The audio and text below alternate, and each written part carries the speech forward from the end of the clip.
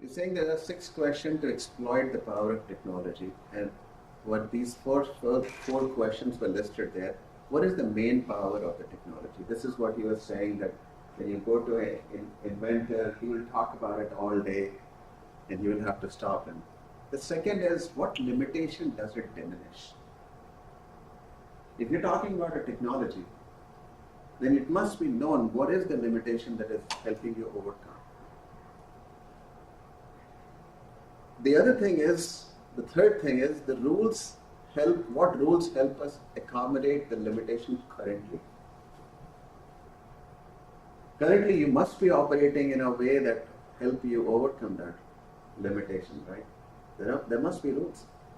And then what new rules are you going to use now? Unless you answer these 4 questions, the technology is not going to be used. Right? A simple example is, somebody came up with this, we all now are able to deposit checks through our cell phone. Right? It's very convenient.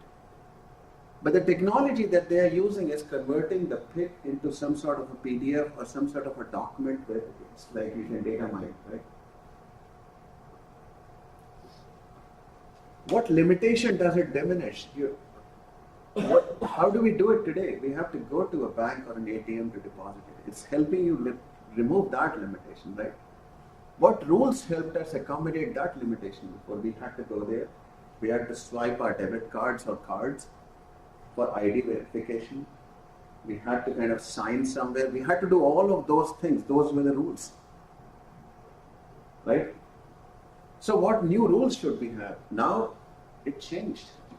So we have to identify new rules, and the new rules are embedded in the device. We have to make sure those devices are registered or whatever they are. They somehow need to know that this belongs to you, right? They somehow need to verify, some new security protocol need to be there, right? Those are the new rules.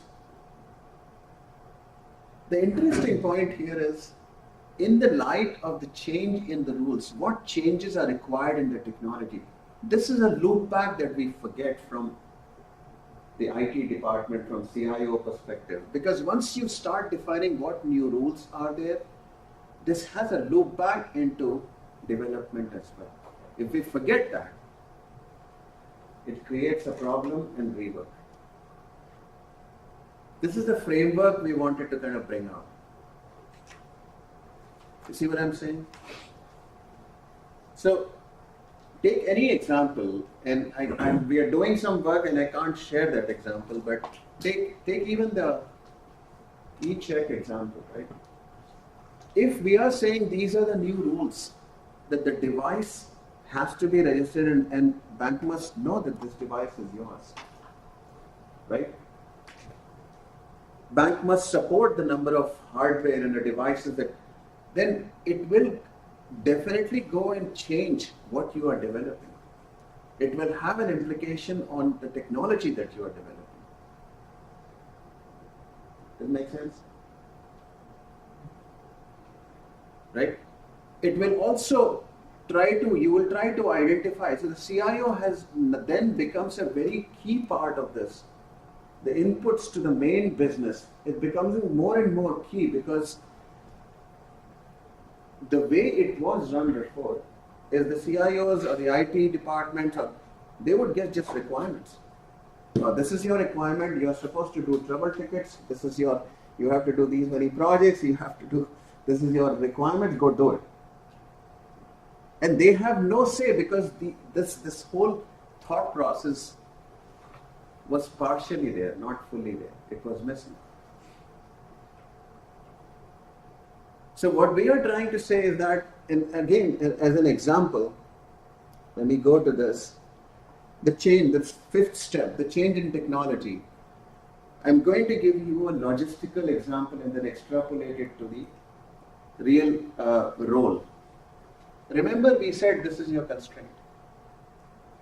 If this is your constraint, you need to have buffer here, right? If we set it up like this, that okay, we will not release the raw material here unless this has capacity to do it. So one out and one in. Once we do those kind of things, we are changing from the previous rule about visibility into how much you produce, about the efficiency and utilization of V versus when to release. How much WIP is in the system? What is the buffer status? Am I marching to the drum beat of this production, right? There are new rules. So when we have these new rules, think about it when you're trying to do a project, and that project is, I don't know, give me an example of a project, and then we can maybe make it real. Anybody?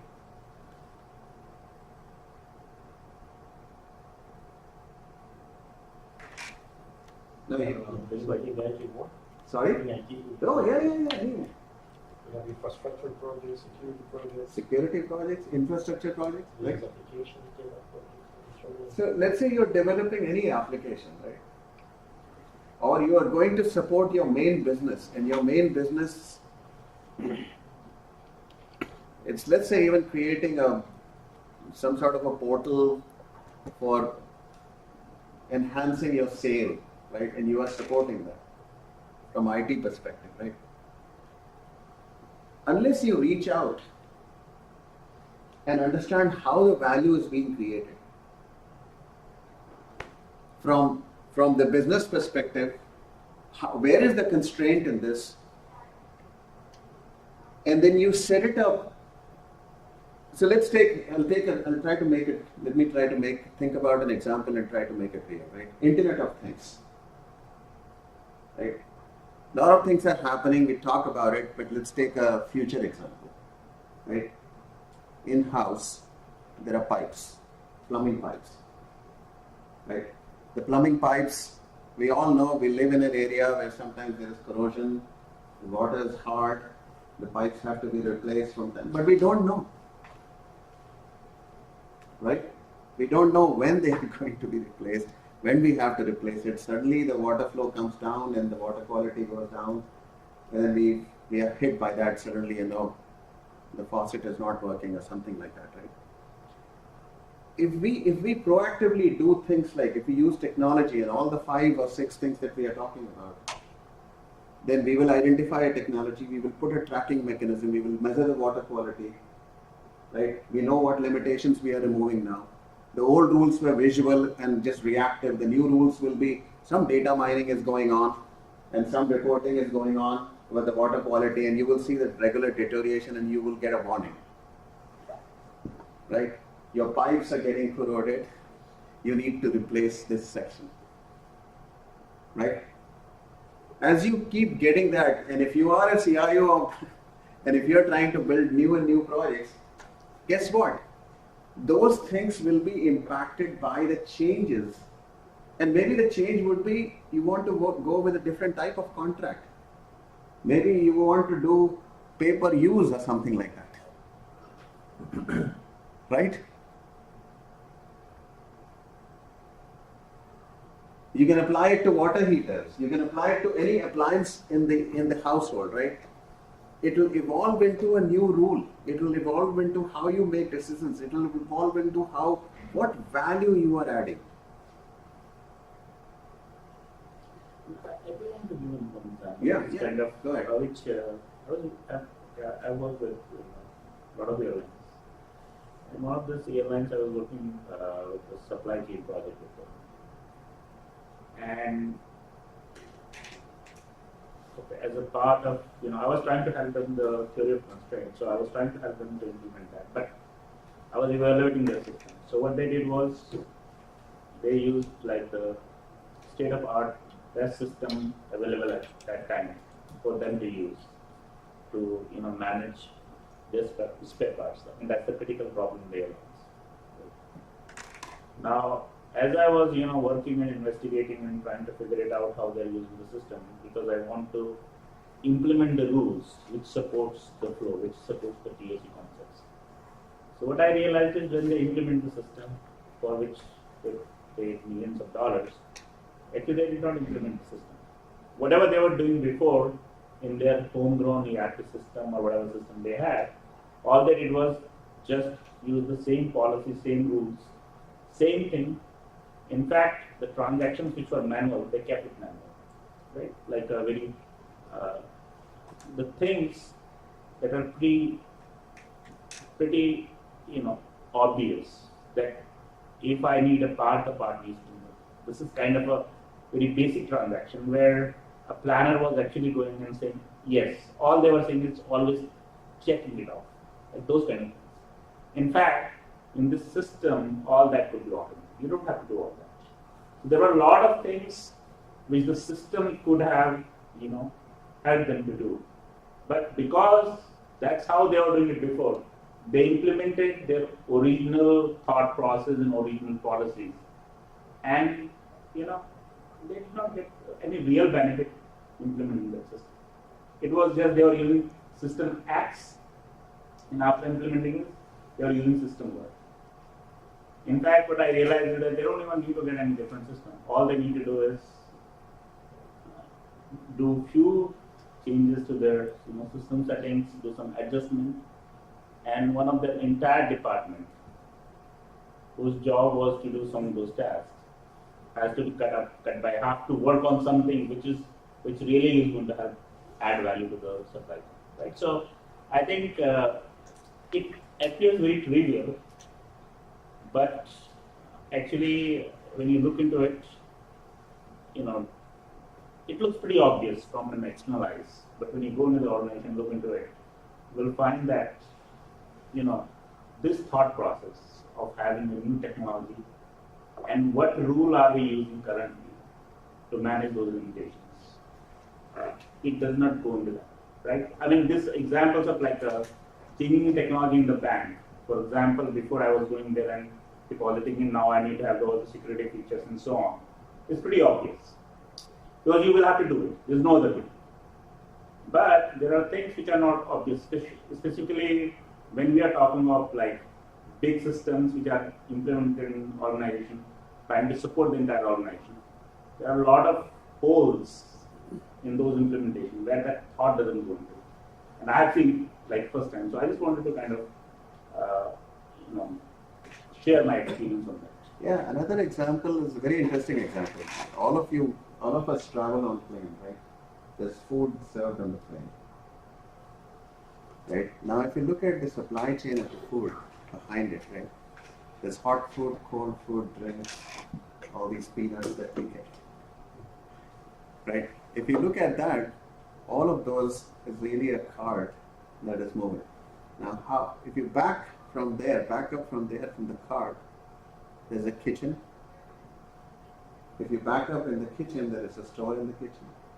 If you back up from the store, there is probably a whole supply chain organization that provides the fresh food, all the liquor, the drinks, and everything. And if you back up from there, there are suppliers. Now, none of these are like you can go and buy it from there because they all have the airline logo on it, right? So the suppliers have to kind of manufacture them specifically and put the logo and all that. Now, this entire supply chain can be fairly long because the flights are international. You fly from some place in Asia and you still get that logo of the airline. That means it has to be there, right? Think about it, all of this is a big supply chain with a lot of human intervention in different companies maintaining it. Now, what is your goal? If you want to be innovative in this, is that I want to have like wider range of menu in the flight. Is that easy? Wider range of menu would means any change in menu here has a ripple effect all the way up to the supplier. And trust me, they want to make one change to the menu. It takes them 6 months, right? So this is where the role of different companies are coming in, different systems are talking, and I think what Pankaj is saying is that if you don't identify those new routes and don't align it to the value that you ultimately get out of it, it's useless because all we have done is locally change that rule, but it took 6 months to introduce a new menu item. Unless it does help you to do in 3 months that's the new menu item, it is useless. It's a waste. That is what throughput thinking, and that is really the role of CIO, to really think about new rules, really think about how will this work in my system. This is when it can reach out. So this is what we were thinking, is the current role is to capture requirement, execute software that meets the requirements. And the future role is understand the business need, create a solution, technology and the rules that can meet the business need. And then it becomes easier to get by. Otherwise we are just fighting over, okay, this system is better than that system, but how does it really help add value? Nobody knows, right? And then you can partner with them. So I think that what we wanted to do is share the framework, at least, of how this can be approached from the roles and responsibility when it comes to leveraging TOC for CIO. Any questions, any comments, discussions?